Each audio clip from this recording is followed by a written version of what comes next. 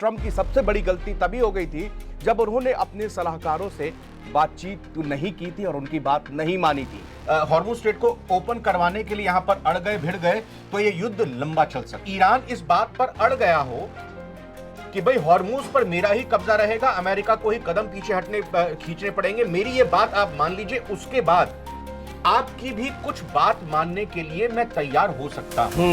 जो खाड़ी के 4 प्रमुख देश हैं, चाहे सऊदी अरब हो या फिर यूएई हो या बहरीन हो या कतर हो, अमेरिका से कह दिया है माई बाप हम तो फंस चुके हैं, आपने फंसा दिया है, लेकिन जब तक आप ईरान को खात्मा ईरान का ना कर दो तब तक हमें छोड़ के मत जाना। स्ट्रेट ऑफ हॉर्मुज पर पूरी तरह से ट्रंप यू टर्न ले चुके हैं, फंस गए खाड़ी देश। सिचुएशन ऐसी आ गई है कि अमेरिका और इजराइल मिलकर परमाणु हमला ईरान पर कर सकते हैं।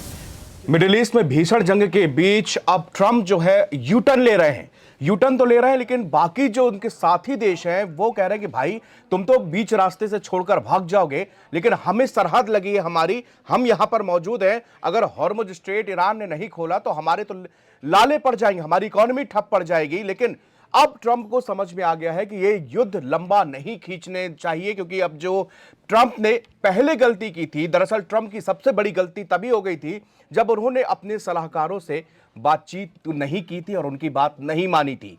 उन्होंने सिर्फ और सिर्फ 2 मिनिस्टर से बातचीत की, अपने वॉर सेक्रेटरी से सलाह मशवरा किया और पीट हेग्सेथ ने जैसे कहा कि हां हम ये कर सकते हैं, ईरान को नेस्तनाबूद कर देंगे, केवल 3-4 दिन का खेल है, खामनेई को जैसे हम मारेंगे उसके बाद यहां भी रिजीम खत्म हो जाएगा। लेकिन ये जंग उल्टी पड़ गई, उल्टी इस तरह पड़ गई है कि अब ट्रंप ये सोच रहे हैं रविंदर जी कि करें तो करें क्या, और उन्होंने अब ये विकल्प तलाशने शुरू कर दिए हैं। ये तो पहले से तय था कि लगभग 1 हफ्ते से कि ट्रंप को वो रूट नहीं मिल रहा जिस रूट से वो वापसी कर सके, और साकुशल वापसी भी हो, सम्मान वापसी भी हो। लेकिन अब जो जानकारी आ रही है कि भैया वो उन्होंने साफ कर दिया है कि हॉर्मुज स्ट्रेट खुले और चाहे ना खुले, खाड़ी देश का तेल वहां से निकले चाहे ना निकले, इसका जिम्मेदार मैं नहीं हूं, मैं तो भैया ये चला। देखिए, ट्रंप पहले भी कह चुके हैं विनीत कि उन देशों को हॉर्मुज स्ट्रेट को खुलवाने के लिए आना चाहिए जिन देशों का व्यापार यहां से होता है, जिन देशों के जहाज यहां से गुजरते हैं। अब ये जो आपने जानकारी दी कि ट्रंप ने ये कहा है कि ट्रंप की सरकार ने, उनके प्रशासन ने ये फील किया है कि भाई अगर हम हॉर्मुज स्ट्रेट को ओपन करवाने के लिए यहां पर अड़ गए भिड़ गए तो ये युद्ध लंबा चल सकता है। बिल्कुल, तो उनकी ये समझ में आ गया है। तो अब इसकी 2 चीजें निकलकर सामने है। पहली तो बात ये कि ट्रंप को समझ में आ गया है कि भाई अगर हम यहां हॉर्मुज स्ट्रेट को खुलवाने के लिए बैठे रहे तो ये लंबा युद्ध जा सकता है, इसीलिए उनका ये है कि हम तो अपना तामझाम लेकर चलेंगे, बाकी भैया अपना अपना देख लो। दूसरी चीज इसमें यह है कि जो बातचीत बैक चैनल चल रही है, ईरान का कोई प्रतिनिधि हालांकि नहीं गया है पाकिस्तान में, लेकिन पाकिस्तान में अलग अलग 4 देशों के विदेश मंत्रियों के साथ वहां पर मीटिंग है। हाँ। लगातार वहां पर प्रपोजल्स जा रहे हैं। हो क्या रहा है ये तो सामने देखो आएगा नहीं, वो तो बाद में पता चलेगा या नहीं पता चलेगा ये नहीं कह सकते। लेकिन ये हो सकता है कि ईरान इस बात पर अड़ गया हो कि भाई हॉर्मुज पर मेरा ही कब्जा रहेगा, अमेरिका को ही कदम पीछे खींचने पड़ेंगे, मेरी ये बात आप मान लीजिए, उसके बाद आपकी भी कुछ बात मानने के लिए मैं तैयार हो सकता हूं। तो ये 2 चीजें यहां पर मजबूती के साथ दिखाई दे रही हैं। और फिर ईरान का हॉर्मुज स्ट्रेट पर कब्जे का मतलब क्या रहेगा? टोल टैक्स की वसूली। टोल टैक्स, जो टोल टैक्स हम देते हैं ना नेशनल हाईवे पे, स्टेट हाईवे पर, हाँ।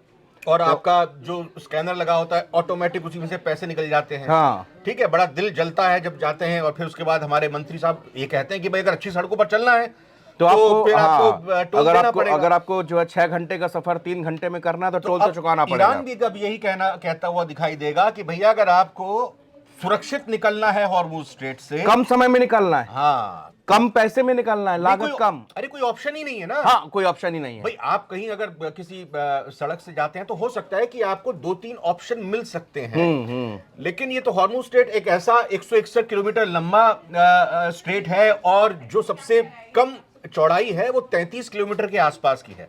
33 किलोमीटर में मैक्सिमम मतलब 2 जहाज ही पैरेलल, 2 या 3 जहाज ही पैरेलल निकल सकते हैं, और वो पूरी वहां पर निगरानी करना चाह रहा है और पूरी तरह से अपनी यहां पर चौकसी बरतना चाह रहा है। तो कहीं ना कहीं ये एक बड़ा पड़ाव और बड़ा मोड़ आता हुआ दिखाई दे रहा है। लेकिन इसमें यह है, ट्रंप सुबह कुछ कहते हैं, शाम को कुछ कहते हैं और अगले दिन कुछ और कहते हैं। हाँ। तो इसलिए ट्रंप की बात का विश्वास करना अपने आप को धोखे में रखना अपने आप को धोखे में रखना है, क्योंकि और जो ये इनपुट हम आपको बता रहे हैं ये वॉल स्ट्रीट जर्नल के मुताबिक है। वॉल स्ट्रीट जर्नल ने अमेरिका के जो ट्रंप के करीबी अधिकारी हैं उनके हवाले से ये पूरी रिपोर्ट छापी। आप चाहे तो इस रिपोर्ट को भी विस्तृत तरीके से पढ़ सकते हैं। हमारी कोशिश है कि हम आपसे वही फैक्चुअली आपके पास जानकारी रखें और इधर उधर की किसी भी तरह की कोई गलत और सोशल मीडिया की अफवाहबाजी पर हम लोग ना पड़े। का हम ये स्क्रीनशॉट भी अभी आप देख सकते हैं, ये इसमें छपा और बाकायदे लिखा गया था, इसलिए ये बहुत सीरियस कंडीशन है और कोई ट्रंप की बात नहीं। ट्रंप के जो अधिकारी हैं जो उनके वो बोल रहे हैं कि ट्रंप को बता दिया गया है कि भैया रैंप ऑफ करने का वक्त अब आ गया है। लेकिन समस्या ये है कि आप तो रैंप ऑफ कर लोगे, लेकिन वो खाड़ी देशों का क्या होगा? अब रविंदर जी, जो खाड़ी देशों के लगातार ईरान एग्रेसिवली अटैक कर रहा है, सऊदीया में कर रहा है, यूएई में कह रहा है, बहरीन, दोहा, हर जगह तो उसके अटैक जारी हैं। अगर ये हॉर्मुज स्ट्रेट नहीं खुलता है तो, और उसने ईरान ने साफ कर दिया है कि यहां से जो फ्रेंडली नेशन है वो तो गुजरेंगे, लेकिन कोई भी एनिमी नेशन यहां से नहीं गुजरने देंगे। और अगर हमारे इजाजत के बिना यहां से हिले तो हमने समझ लो मिसाइल दाग दी।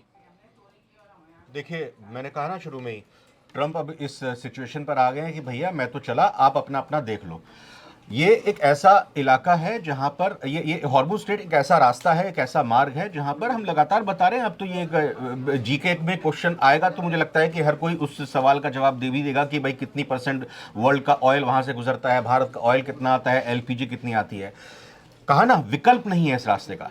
आप इस चीज को समझिए कि जब ट्रंप की तरफ से या न्यूयॉर्क स्टेट जर्नल्स में, अगर ये wall street journal, sorry, WSJ में अगर ये रिपोर्ट आती है, ये खबर आती है, उसी दौरान फिर ये खबर भी सामने निकल कर आती है कि जो खाड़ी के 4 प्रमुख देश हैं, चाहे सऊदी अरब हो या फिर यूएई हो या बहरीन हो या कतर हो, उन्होंने ये कह दिया है कि ये अंदर खाने बात हो रही है कि अमेरिका से कह दिया है, माई बाप हम तो फंस चुके हैं, आपने फंसा दिया है, लेकिन जब तक आप ईरान को खात्मा ईरान का ना कर दो, ईरान को आप खत्म ना कर दो, ईरान को घुटनों पर ना ला दो, ईरान को हरा ना दो, ये नामुमकिन सी चीज है। हाँ। लेकिन उन्होंने कहा है कि भाई तब तक हमें छोड़ के मत जाना, नहीं तो आप चले जाओगे तो दादा आके हमको मार देगा। क्योंकि समस्या इस बात की है क्योंकि अमेरिका का बेसिस वहां पर है। उन्होंने अमेरिका के भरोसे अपनी पूरी सिक्योरिटी छोड़ दी, उन्होंने पूरे बेसिस आपके बनवा दिए वहां पर। आप वहां से अपने देश का उपयोग तो कर नहीं रहे हो, आपके लोगों का नुकसान हो नहीं रहा है। नुकसान किसका हो रहा है? नुकसान उन खाड़ी देशों का हो रहा है, नुकसान ईरान का हो रहा है, नुकसान दूसरे देशों का, जो पूरी मिडिल ईस्ट का, पश्चिमी एशिया का हो रहा है। भाई अमेरिका ने अपनी जमीन तो इस्तेमाल करता ही नहीं है, हर जगह पूरे देश के हर हिस्सों में उसके बेसिस बनाए हुए हैं, सब देशों के पास उसके अपना कैप्चर करता है वो। और आज जब कोई 2 सैनिक 3 सैनिक भी शहीद होते हैं तब उनको कलेजे में दर्द हो, लेकिन यहां पर हजारों लोगों की मौत हो रही है। और ट्रंप जो है बंकर बस्टर बम का वीडियो पूरी दुनिया को दिखाते हैं कि देखो मैंने कितना बड़ा काम कर दिया कि इस्फहान में एक साइट में लगभग 900 केजी से ऊपर का देखिए बम मार दिया। कुछ ऐसी प्रवृत्ति के लोग हर जगह होते हैं ना, ऑफिस में भी होते हैं, घर में भी होते हैं, रिश्तेदारी में भी होते हैं, हर समाज में इस तरह के लोग होते हैं कि जो करते तो बहुत कम है लेकिन दिखाते बहुत ज्यादा है। बिल्कुल होते हैं कि नहीं होते? बिल्कुल। और कुछ होते हैं चुपचाप अपना काम करते हैं, किसी को भनक नहीं लग रहा है कितना बड़ा काम उन्होंने कर दिया, और ना उनको इसका श्रेय लेने की कोई बेचैनी होती है। तो ट्रंप अब उस सिचुएशन में पहुंच चुके हैं कि वो दुनिया को दिखाना चाह रहे हैं कि भाई मैं अभी हूं, अभी हमारा अस्तित्व है। तो इसी वजह से, और आज ही देखिए आपने खबर भी बनाई है, ये भी खबर आई है कि एक यूएन के बड़े अधिकारी की तरफ से इस्तीफा दे दिया गया है और उन्होंने कह दिया है कि भाई सिचुएशन ऐसी आ गई है कि अमेरिका और इजराइल मिलकर परमाणु हमला ईरान पर कर सकते हैं, और यूएन खामोश है, चुप्पी साधे हुए, इसलिए मैं तो इस्तीफा सर ये रविंदर सर, ये आपने इस बीच में, इस चर्चा के बीच में एक बहुत बड़ा पॉइंट, ये राजनयिक है मोहम्मद सफा जिन्होंने इस्तीफा दिया है और उन्होंने कहा है कि यूएन के अंदर बाकायदे प्रिपरेशन शुरू हो चुकी है कि अगर न्यूक्लियर अटैक होता है तो उसके बाद की प्रोसेस क्या होनी चाहिए, उसकी यहां पर बातचीत चली। उन्होंने कहा मैंने ये अपनी जान पर और अपने पूरे राजनीतिक करियर पर ये दांव खेला है और मैं ये सही जानकर मैं इस दुख को, मैं इस स्थिति में चुप नहीं रह सकता था, मैं खामोश नहीं रह सकता था, इसलिए मैं इस्तीफा देता हूं। उन्होंने यहां तक कहा कि एक लॉबी है वर्ल्ड की जो पूरे इसको चला रही है, जाहिर सी बात है अमेरिका, बिल्कुल स्पष्ट तौर पर वो नाम नहीं लिया लेकिन वही है, जो पूरे इस यूएन को चला रही, जहां पर ना कोई नियम बचे हैं, ना कोई कानून बचे हैं। और एक दिन पहले इसी तरह जब हिंदुस्तान आ रहा था एक हेलीकॉप्टर ईरान का, और मानवीय मदद के लिए, आपने उसको भी नहीं छोड़ा। आप मतलब अमेरिका ने ये दिखा दिया कि वास्तव में यहां पर राष्ट्रपति के रूप में चेहरे बदलते हैं, लेकिन इनकी जो धोखेबाजी वाली फितरत है, चाहे हिंदुस्तान के लिए हो, चाहे वो किसी में देश के लिए हो। हमने देखा है शिप टू माउथ का कॉन्सेप्ट, जब हमारे देश के प्रधानमंत्री को कहना पड़ा कि एक वक्त की रोटी एक खाना खाइए, एक वक्त का खाना खाइए, ये भी हिंदुस्तान ने देखा। एक वक्त का खाना छोड़ दीजिए, हाँ। और 71 के वॉर पे हमने देखा कि किस तरह जो है पाकिस्तान के सामने जाके अपना जंगी बेड़ा खड़ा कर दिया था। उस समय रशिया ने साथ दिया हिंदुस्तान का, और बिना किसी ये कहते हैं ना कि डील, जो हर बात में हम ट्रम्प बोलते हैं कि डील, बिग डील, मैंने बिग विन, और ईरान से 10 जहाज आने लग रहे हैं, मेरे पास तेल आ रहा, वेनेजुएला का तेल, यहाँ का तेल, वहाँ का तेल, पूरी दुनिया का जो राजस्व है, पूरी दुनिया की इकोनॉमी है, वो अमेरिका समेट के रख ले, ट्रम्प समेट के रख ले, और अपने बेटे को और अपने दामाद को ऑयल कंपनियों के कॉन्ट्रैक्ट दिलवा दें। तो ये जो चीज़ें चल रही हैं पर्दे के पीछे, तो ये आम जनता को समझना चाहिए कि दरअसल ये जो वॉर था, ना तो ये खामनेई के लिए था, ना तो रिजिम चेंज के लिए था। ये वॉर था वहां के प्राकृतिक संसाधनों पर सीधे सीधे डकैती करना, जिसको कब्जा करना कहते हैं इज्जत के शब्दों में। सर, स्टेट ऑफ हॉर्मुज क्या ईरान को लिए छोड़ देगा क्या आखिर में? जल्दी से संक्षेप में। अच्छा, पहले मैप जरा फुल स्क्रीन पे दिखाते हुए देखिए कितना बड़ा झटका होगा ये इन देशों के लिए जो कि स्टेट ऑफ हॉर्मुज से अपने तेल और गैस को बाकी दुनिया में भेजते हैं। ईरान का एक बड़ा इलाका देखिए, ये पूरा पर्शियन गल्फ का एरिया है। ईरान का एक बड़ा एरिया यहाँ से है इराक का भी माल यहीं से होकर गुजरेगा। अगर आपको इधर एशिया के बाकी हिस्से में अगर लेकर जाना है, या आपको दूसरी तरफ चाइना की तरफ निकलना है, या नीचे अफ्रीका में आना है, Bahrain, Qatar, Kuwait, UAE, Saudi Arabia और ओमान तो खैर अपना काम चला सकता है। ओमान के साथ वैसे भी ईरान के ठीक ठाक संबंध है, लेकिन आप ये मान कर चलिए 1 2 3 4 5 6 देशों, इराक को छोड़ दीजिए, हाँ, तो बाकी फिर भी इराक को अगर आप छोड़ दें, क्योंकि इराक 50% मानिए ना, इराक मतलब आधा ईरान की तरफ झुकाव है और आधा अमेरिका की तरफ। लेकिन अभी उन्होंने एक दिन पहले थैंक यू बोला है, और 5 जो फ्रेंडली नेशन है उसमें इराक का नाम है। तो हिंदुस्तान, पाकिस्तान, रशिया, चीन और इराक, ये 5 फ्रेंडली नेशन है जिसके नाम वहां पर लिए गए। इस समय मौजूदा स्थिति में इराक जो है उनके लिए जंग लड़ रहा है, कई जगह प्रॉक्सी वॉर हो रही है।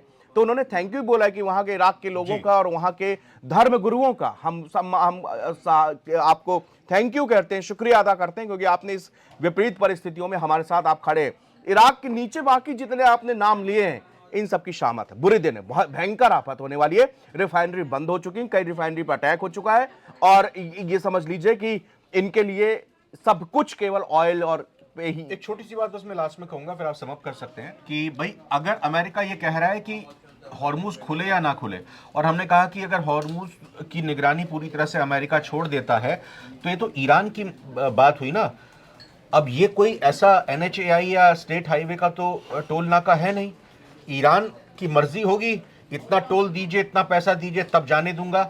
और वो देखेगा कि इस देश का झंडा लगा हुआ है, नहीं जाने दूंगा, कर लो क्या करोगे, कर लो। ट्रम्प ने तो नमस्ते पहले कर दी, नमस्ते ट्रम्प पहले हो चुका है। और अब जो है स्ट्रेट ऑफ हॉर्मुज पे पूरी तरह से ट्रम्प यू टर्न ले चुके हैं, फंस गए खाड़ी देश। इन्होंने अपनी जगह दी, अपनी जमीन दी, अपने लोग दिए, अमेरिका को बैठाया, उसको पनाह दी, उसके बेसिस बने, जिसके बिना पर पूरे मिडिल ईस्ट में तनाव हुआ, युद्ध हुआ। श्रीलंका ने बड़ा दिल करके उनके एयरक्राफ्ट को उतरने नहीं दिया, फाइटर जेट को, तो उसको तुरंत जो है वहां पर सर्जियो गोर वो पहुंच गए थे श्रीलंका के पास कि भाई आपने ऐसा क्यों किया। उन्होंने कहा ये हमारे अपने देश की पॉलिसी है। मतलब ये पूरे विश्व को एक ऐसा अमेरिका जैसा समझते हैं कि हम कहीं भी अपना एयरक्राफ्ट लगा दें, कहीं से भी हम किसी पर अटैक कर दें, ये उन्हीं का राज है। क्योंकि इसका रीजन कि आप वर्ल्ड की नंबर 1 इकोनॉमी है और आप वर्ल्ड की नंबर 1 डिफेंस फोर्सेस है। इस पूरे मामले पर आपका क्या कहना है, और इस पर आप कमेंट कर सकते हैं। अगर आपको कोई बात नागवार गुजरी हो तो वो भी आप बता सकते हैं, उस मेंशन कर सकते हैं, और हम किस विषय में आपके लिए और अच्छी रिसर्च और जिस टॉपिक पर डिस्कशन लाए, इसका भी हम खुलकर आपका स्वागत करते हैं। शुक्रिया।